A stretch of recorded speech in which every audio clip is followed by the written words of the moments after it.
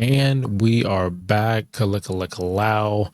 Welcome to another review from the Critics Collective. Thank you for being here. First off, hit the subscribe button, like, repost, tweet, put in the comments your favorite Lion King character. And if we get to 30 likes, because I think it's been about 30 years since the original in 1994.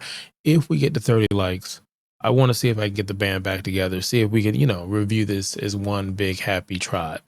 So without further ado, let's go ahead and talk about Mufasa, the Lion King. Now, this movie came out or is coming out right now. It's a holiday weekend, Christmas, give or take where you're at on this globe as it spins around. It's a perfect time to go ahead and check this movie out. Now, the synopsis that you have from IMDB says this: Mufasa, a cub lost and alone, meets a sympathetic lion named Taka, the heir to a royal bloodline. The chance of meeting sets in motion an expansive journey of a group of misfits searching for their destiny. And that's exactly what it is. The director is Barry Jenkins. I don't want to take too much of your time. Barry motherfucking awesome Jenkins put this together with Jeff, Linda, and Irene for the writers. This stars Aaron Pierre. Yeah, there you go. I'm trying to say it right. Kelvin, Harrison Jr., and Tiffany Boone. There's a reason why I'm saying their names. I wish I can go down the list to say all the names, but I don't want to spoil anything because there are some Easter eggs and callbacks and other stuff that are happening in this that feel almost like a Marvel DC cinematic movie. Now, this movie right here is the second in the Lion King doing their live actions. And I'm going to go ahead and go with first impression. First impression on this one, I was super excited to watch this movie. Now, if you go back and check the reviews that we've done on past stuff like Inside Out 1, or you have Moana 1, or you even have The Lion King and The Lion King that was done in 2019, the live action, I've done reviews on that. And for the last Lion King live action, I was not happy about that. I just felt like I'm an 80s baby. I grew up in the 94 one. It set records, it set the tone, and everyone can still sing Hakuna Matata. Or Be Prepared will get you moving, moving and grooving. So for this one, I was super excited. Reason why is I went back and I watched the one with Donald Glover and Beyoncé, and I had a real good appreciation for what that movie did. Jungle Book kind of started as far as how they would do it with animals and CG, and this took that torch and continued with it. And it's a very good movie overall. Again, check out that review for that one. But for this one, I was very like hyped on the fact of I'm gonna get a new story, and it's a story that none of us really know at all. It's music that none of us know, and Lynn has been working on the music for this for a significant long time. And if you don't know who Lynn is, he sprinkled the magic on Moana, sprinkled some more magic on El Canto, if I'm saying that correctly, and he sprinkled hell out of magic on Broadway with In the Heights and Hamilton. Maybe you heard it, not the F1 Sir Lewis Hamilton, but Hamilton the musical. Now let's go into the pros and the cons. The cons for this one, the songs are too short. And I don't mean that in a bad way. The songs are too short. You just wanted more of them. While Moana 2, check out the review for that. In my opinion, Moana 2 really was a 3-star. There was nothing memorable about it. And a lot of the stuff was similar as how they got where they had to. Also, check out the review for Inside Out 2. I guess it's unfortunate with maybe just animated movies in general that come back for a sequel.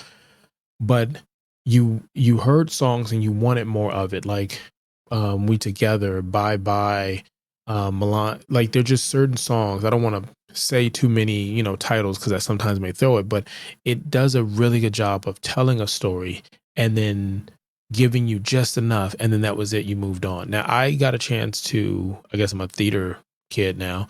I got a chance to listen to the score and the actual music for this before the movie came out. And so in my head, I already had a picture of how this story was going to go, and I loved it. And I was like, this is going to be awesome. So I already had a rating kind of going back into first impressions. Now, that's really the only con I would really say. I mean, I thought the running time was smooth. Now, this movie is going to do some things that are going to, help try to keep the little ones. So I guess maybe that could be a con in it.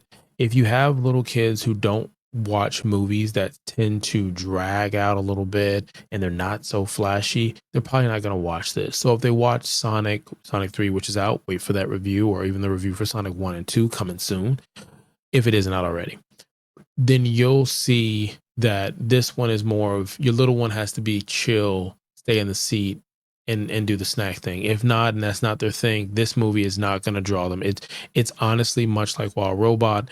Check out that review, shameless plugs, but it's an adult story through and through. It talks about, I'm not going to spoil anything. It's let's just go ahead and rate this thing. Let's just, I don't want to hold you back on anything, to be honest, but the cast on this, another pro, the cast on this, very diverse. It's the cast that I was looking for when I went back and saw some of the older ones, but you can review this from 0 Venom all the way up to 5. Would it be Beast Games on Amazon Prime with Mr. Beast? I don't know. You have to wait for us to review it, but we have some stuff that we put together that are 4s and 5s. So you tell us in the comment what you think. Go ahead and subscribe, follow, like, sub, all that other stuff that kind of happens that the cool kids talk about.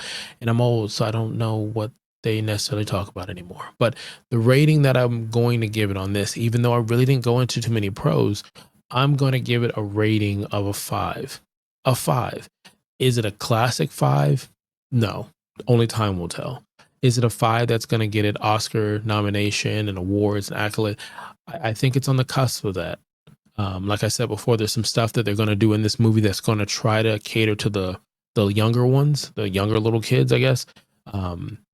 And I think that takes it off of that pedestal, if I can be blunt.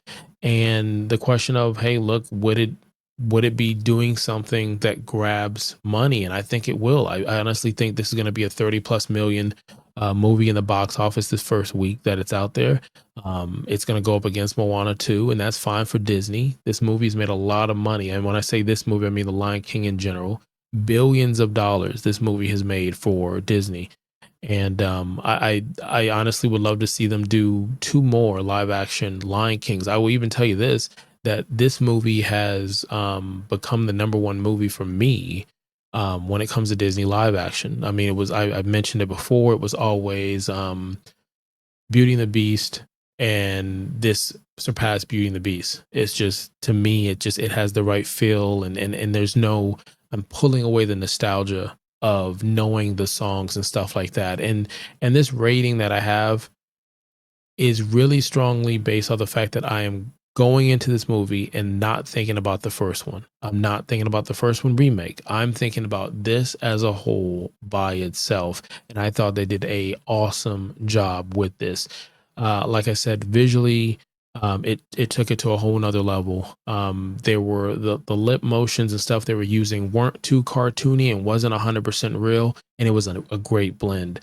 The Animal Kingdom stuff, there's stuff they did where if they were trying to show dominance between the 2 lions, or any, in general, they would put their head on top of the other one, and it was subtle, but I knew what they were doing. Or they would do things that kind of marked their territory, and other animals that would do stuff. And even though it was in the background, it was really in the foreground of it. Like I said, the biggest thing for this was such a balance, the circle of life, if you would, of the music telling the story and pushing that story along and letting you get interested in a story that made my wife tear up about 3 times in it. And if they didn't change the direction of it, she would have been a hot mess weeping through the whole movie. My daughter liked some of the songs that was in it. For me, I was singing the song. Luckily, I got the chance to see it at 9 o'clock in the morning. Shout out to Disney and AMC. And it just was me singing. Like if nobody else was in that theater, luckily for them, I was singing every song because I knew the words already. So again, you could have been anywhere in the world. You chose to be here with us. Thank you for watching another video here at the Critics Collective. Please have a wonderful, wonderful day.